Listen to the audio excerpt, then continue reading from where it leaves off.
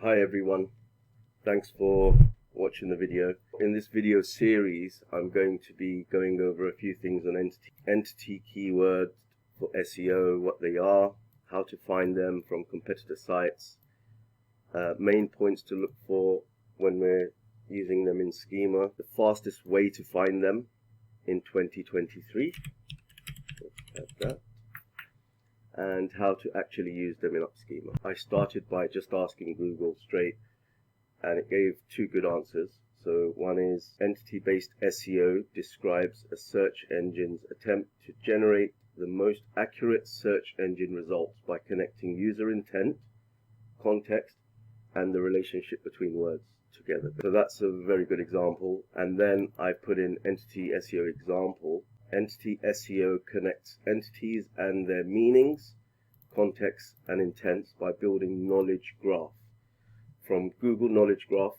So if we hit images, just for a quick example, I saw one example here of Star Wars, and as you can see how it's been built is they've had the organization, the production company, they're obviously linked to Star Wars. The characters are linked to Star Wars, the genre, the director, nationality, the place, and this is how they're tying everything together, and this is how Google is looking at your websites. So basically, we want to get all this data for our own websites, and the best way to do this is to type in your main key phrase without location. So why I don't go for location is you're getting better money keywords and better areas to generate leads if that's your intent. I'll just do aluminium door suppliers. So instead of just adding London, I'm not going to add that, I'm just going to do that. I'm already sitting in London now, so it will give me relevant results. And the way I do it, I would take the top ranking websites, a few of them, get their articles, and just use TextRaiser to see what they're using in terms of entities. So if we just use the demo, and then let's delete that out. And I'm sure all the old school SEOs still use this method. There's a lot of tools out there now that show you them, but I'm going to show you the free way. And I would take the article from maybe the top 2 or top 3 and paste it into here and analyze.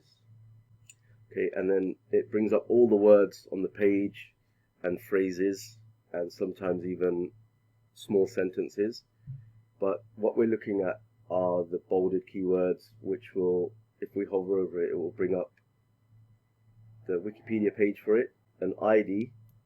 So this is linked to the knowledge graph, which our search showed here earlier.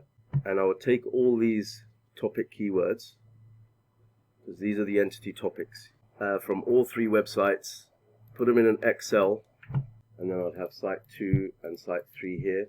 So the top 3 positions. You can do site 5 and 6 if you like.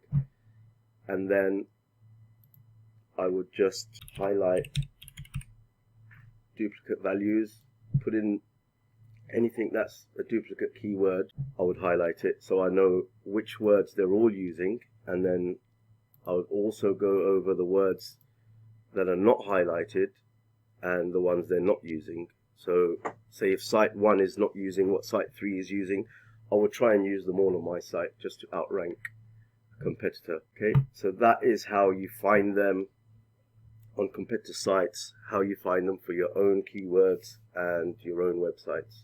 Okay, and in the next video I'll jump into a even faster way of going straight to the point to find them for schema and other uses as well.